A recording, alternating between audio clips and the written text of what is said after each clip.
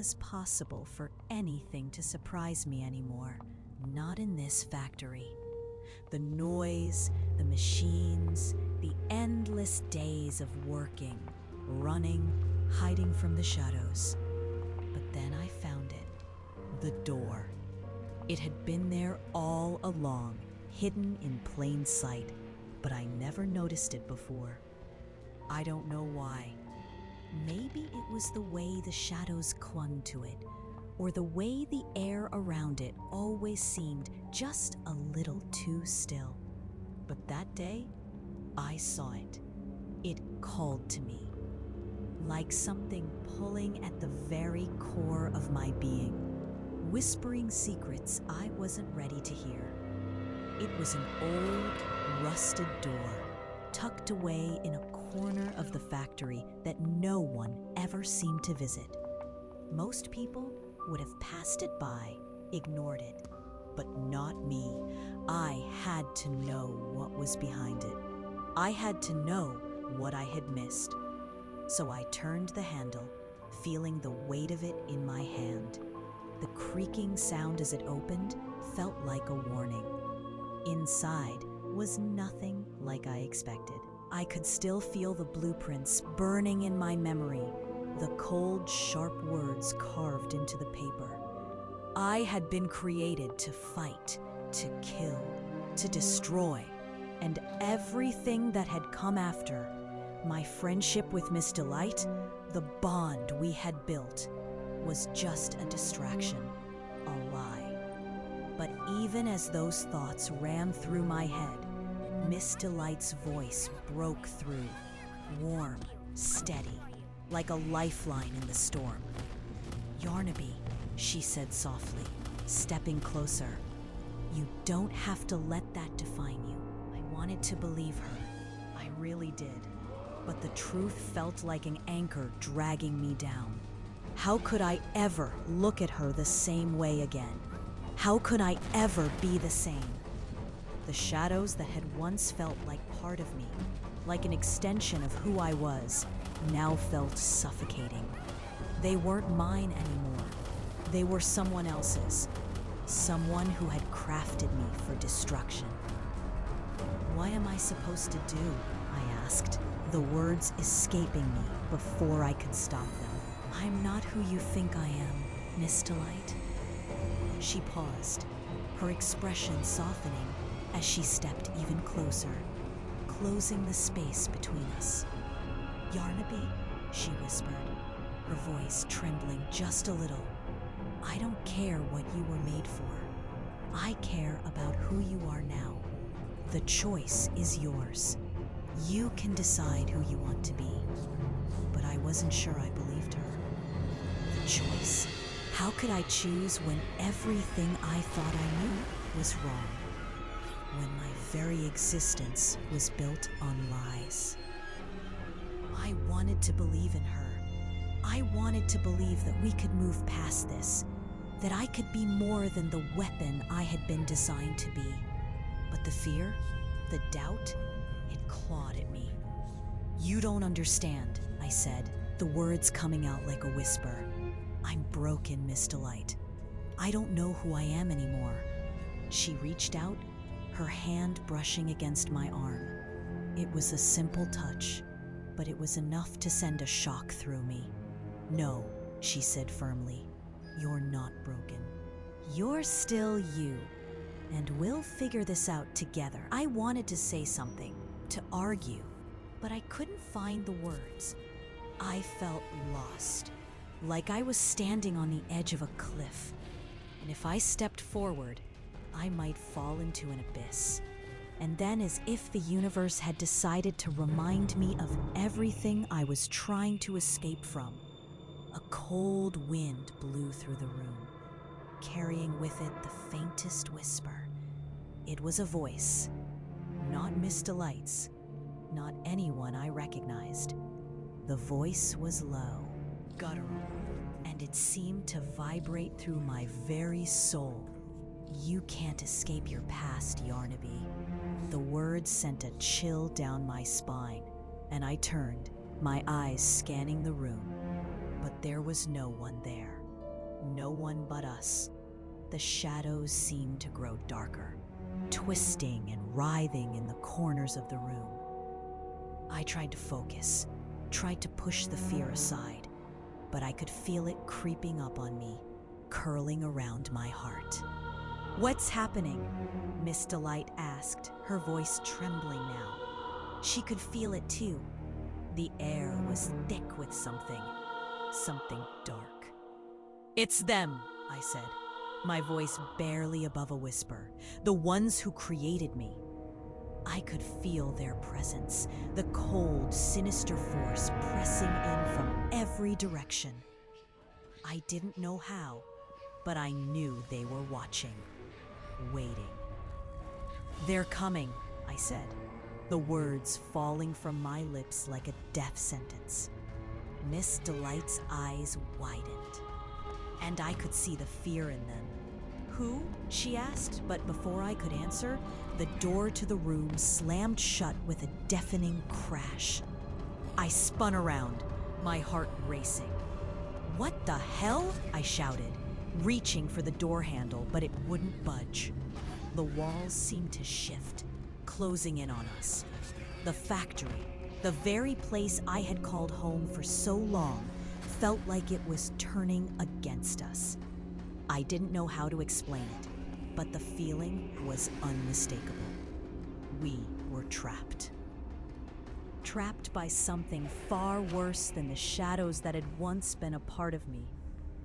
"We have to get out of here," I said, my voice panicked. But Miss Delight wasn't moving. She was staring at something. Her eyes were locked on the shadows in the corner of the room, and I followed her gaze. And that's when I saw it. The figure, a silhouette, standing in the darkness. The shadows seemed to cling to it, wrapping around its body like a cloak. And then, the voice again, this time louder. "You cannot escape, Yarnaby." The figure stepped forward and I recognized it immediately. It wasn't just a shadow. It was one of them. One of the creators, the ones who had made me, the ones who had built me to be a weapon.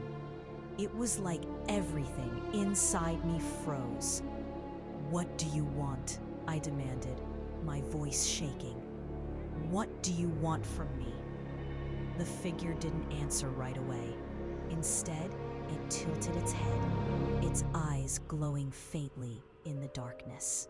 "You were always meant to be ours, Yarnaby," the voice echoed.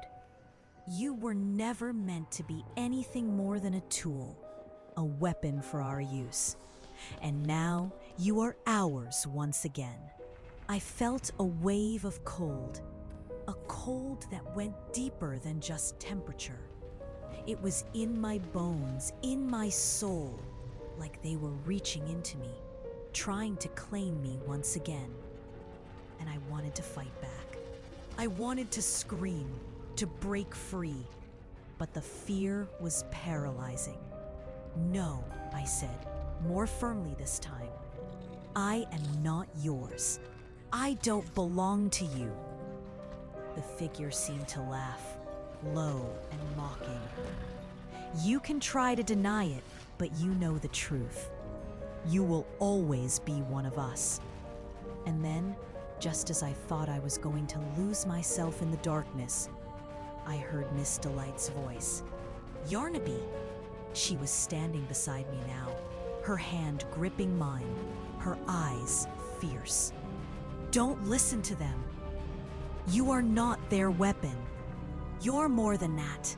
For the first time since I found the room, I felt a glimmer of hope. The fear was still there, but so was something else, something stronger. I wasn't alone, and I wasn't going to let them control me anymore. "You're right," I said, turning to face the figure with newfound strength. "I'm not yours, and I never will be." The figure's eyes flashed with something dangerous, and I could feel the air around us crackle with power. But it wasn't the same kind of power that had held me captive before. This time, I was the one in control. "Leave," I said, my voice steady. "Leave or I'll make you." The figure hesitated for a moment, its form flickering in the shadows. And then, with a hiss, it disappeared into the darkness. For a moment, there was only silence. The storm outside was still raging, but inside, the factory felt different. It didn't feel like a prison anymore. It felt like a place where I could make my own choices. I looked at Miss Delight, my heart still racing, but this time, it was for a different reason. "We did it," I said, my voice hoarse. She smiled, squeezing my hand. "Yeah, we did." But even as I stood there, I knew the battle wasn't over. The factory still held secrets, and the shadows weren't done with us yet. But for the first time, I didn't feel like a weapon. I felt like a person, and that was a power I could live with. "Kinda curious, where are you from? What's your city? Drop a comment, I'd love to know." The factory's silence was deafening as I stood there, still reeling from everything that had happened. I wasn't just surviving anymore. I was fighting for something. For myself, for Miss Delight, for us. The shadows were still thick in the corners of the room, but the air felt different, lighter, like something had changed. Something inside of me. Something that made me realize that maybe, just maybe, there was a chance to escape this darkness, to finally take control. But as I turned to Miss Delight, the weight of the truth pressing heavily on my chest. I couldn't ignore the one thing that had been gnawing at me all along. I had never really been free, not until now. The truth about my past was a cage, one I had spent years locked in. But now, I wasn't sure I wanted to break free. Not completely. There was something about this factory, something I could never quite put into words. It wasn't just a place where toys were made. It was a living, breathing thing, alive in its own twisted way. And maybe, just maybe, I had become part of it. I didn't know how to explain it, but there was something about the factory's pulse, its rhythm, that felt familiar, almost comforting. "Yarnaby?" Miss Delight's voice broke through my thoughts, and I turned to face her. She was standing a few feet away, her eyes filled with uncertainty. But there was something else there too, something I hadn't seen before. A spark, a flicker of something more. "Are you okay?" she asked, her voice gentle but concerned. I could see the fear in her eyes, but there was also something else, hope. She wasn't giving up on me, not yet. "I don't know," I said, my voice hoarse. "I'm not sure I ever will be." She took a step closer, her hand reaching out to touch my arm. "You don't have to have all the answers right now," she said softly, "but you're not alone. We'll figure this out together." I wanted to believe her. I wanted to believe that I wasn't alone. It wasn't a storeroom or another part of the factory where they kept the broken toys. No, this room felt different. It was dark, the walls covered in thick dust, and the air was so thick with neglect that it felt like I was stepping into the past. And then I saw it, the table. A metal table in the center of the room, covered in old blueprints, discarded parts, and something else. Something I didn't recognize at first. I approached cautiously, my heart pounding. What was this place? What was it doing here? As I got closer, I realized the blueprints weren't just for any toy. They were for me. I saw my own face, drawn on the paper in sharp, angular lines. The same body, the same design, the same everything. But there was more. Words, small print I could barely make out. Words that made my stomach drop. Weaponized. Manufactured for combat. Prototype. I stopped breathing. But the factory had a way of making you feel like you were the only one in the world. The only one who mattered. And that feeling, that isolation, it was something I had never been able to shake. Miss Delight, I said, my voice shaking, I don't know who I am anymore. I don't know if I ever did. She nodded slowly, her expression softening. I get it, but the truth is, you've never been just a weapon. You've always been more than that. And if you're ready, we can build a future where you can be whoever you want to be. Her words hit me like a tidal wave. A future, a choice. I had never really considered it. I had always just accepted what I was supposed to be. A toy, a weapon, a tool. But now, the choice was mine. I could be something else, something more. I don't know if I can, I said, the words barely escaping my lips. I don't know if I'm strong enough. Miss Delight's smile was soft but unwavering. You are. You've always been. You just didn't realize it yet. I wanted to believe her. I really did. But there was a nagging feeling deep inside me. A feeling that something wasn't right. Something was still missing. And then I felt it. A presence. Not Miss Delight. Not me. But something else. Something darker. The shadows in the corners of the room shifted, and I could feel the temperature drop. My heart skipped a beat as I turned toward the door. What is it? Miss Delight asked, her voice laced with fear. I didn't answer her. I couldn't. The air was thick with tension, and I could hear the faintest sound, a soft whisper, like a breath on the back of my neck. You think you're free? The voice came from the shadows, a cold, venomous whisper. I spun around, my breath caught in my throat. There, standing in the doorway, was another figure. Tall, dark, cloaked in shadows. You're not free, Yarnaby, the figure said, its voice echoing through the room. You never were. The words hit me like a punch to the gut. This wasn't over. This wasn't a victory. The darkness I had tried to escape had found me again.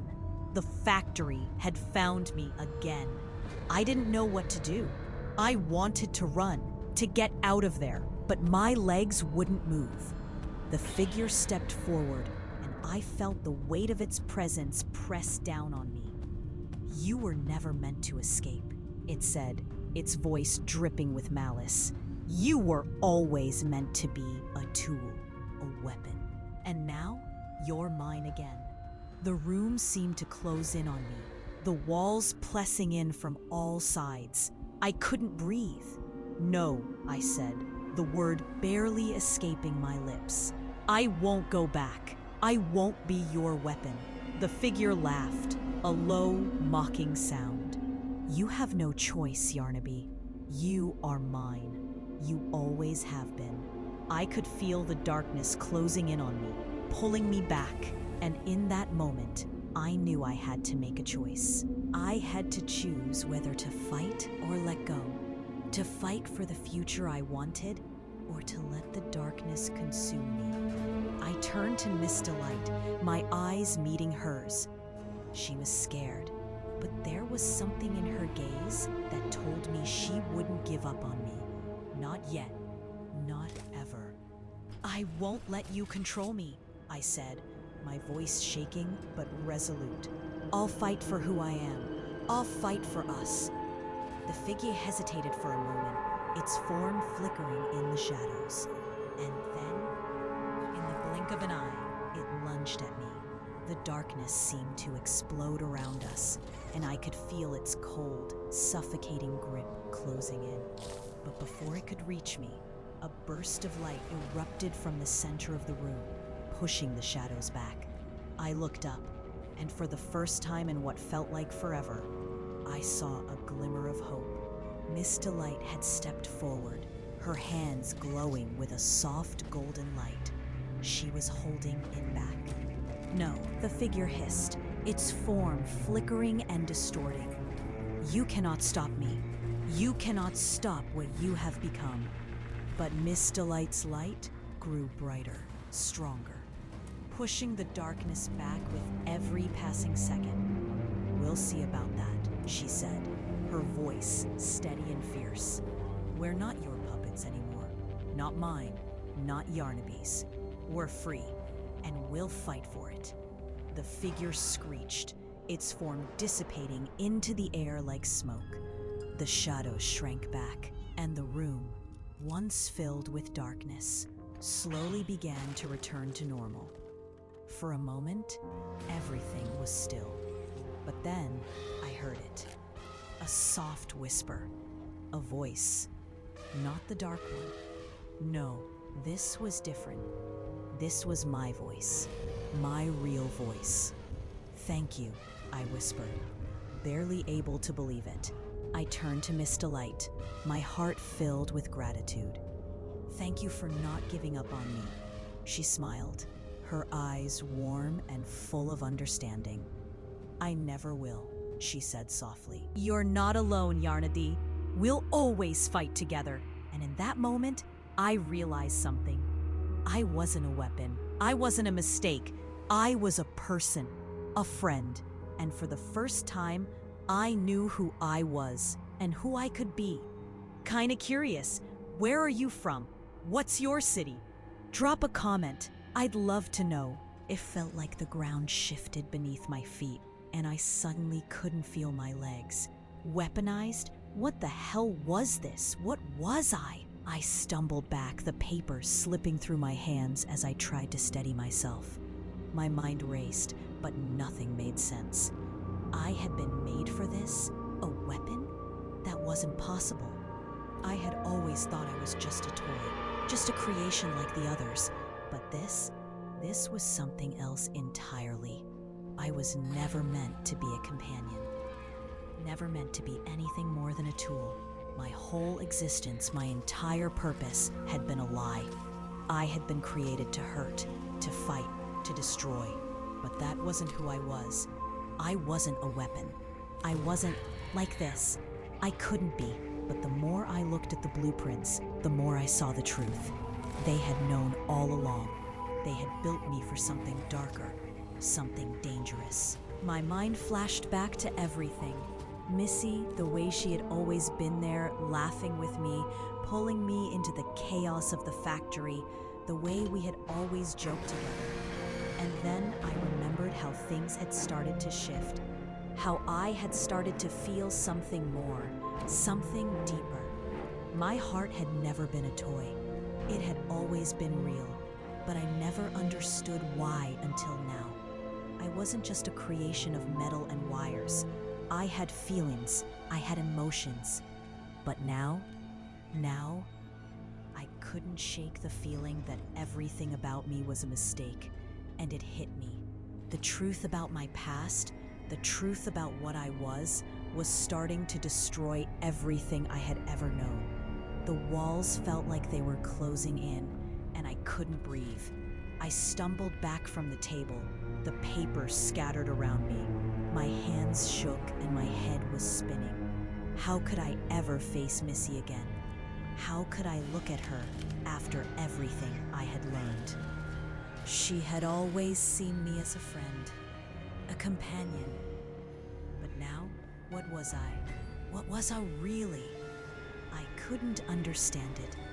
I wanted to turn it off. I wanted to forget what I had seen. But there was no going back.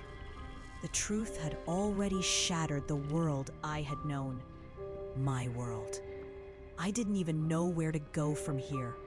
And as I stood there in the dark room, surrounded by the remnants of my creation, I heard a voice. Her voice. Yarnaby? I froze. My heart skipped a beat. It was Missy. She was here. I hadn't even heard her approach. She had always been good at sneaking up on me. But this time, I couldn't hide. I didn't know what to say. I couldn't lie to her. Yarnaby, she repeated, and I felt the warmth of her voice. I could feel the heat of her presence, and it was like a balm to the rawness of everything I was feeling. But I didn't deserve her comfort. Not now. Not after everything I had uncovered. I turned to face her, my heart pounding in my chest. Missy, I said, my voice barely a whisper. I found something. She paused, her expression shifting from concern to confusion. What did you find, Yarnaby? I swallowed, my throat dry. The truth, I said, my voice shaking. I'm not just a toy. I wasn't made to be your friend. I was made to be a weapon, a tool, to fight, to destroy. The words felt like they were ripping me apart as I said them. I couldn't believe it. I still couldn't believe it. But the evidence was right there, right in front of me. I was a weapon. That was all I would ever be. Missy stared at me, her eyes wide with shock. But then something changed in her expression. Her eyes softened, and she stepped closer to me. Yarnaby, no, that's not who you are, she said, her voice gentle but firm. You're not just some weapon. You're my friend. I shook my head, backing away from her. I'm not. I never was. I can't be. The words felt like they were tearing me apart, but I couldn't stop them. I don't know what I am anymore. Missy reached out to touch my arm, but I flinched, pulling away from her touch. No, I whispered. I can't do this, not to you. Her eyes filled with confusion and sadness. Yarnaby, stop, she said, taking another step forward. You're not just a weapon. You're more than that. You always have been. How can you say that? I said, my voice rising. How can you look at me the same way now that you know what I am, what I was made to be? The anger, the frustration, everything I had been hiding came crashing down all at once. I'm not who you think I am, I yelled, but Missy didn't flinch. Missy smiled softly, her eyes filled with warmth and understanding. You choose, Yarnaby. You choose who you are, and I'll be here no matter what you decide.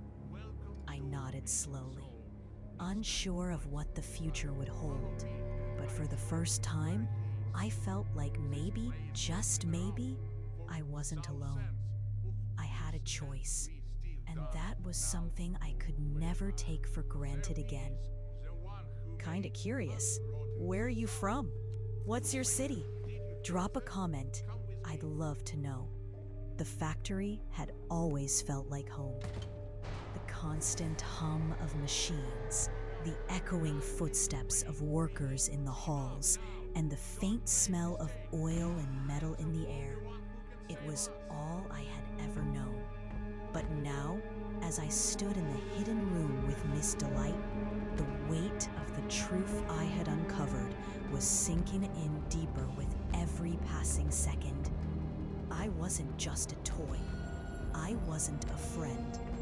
I had been designed to be something else entirely, something far darker, a weapon.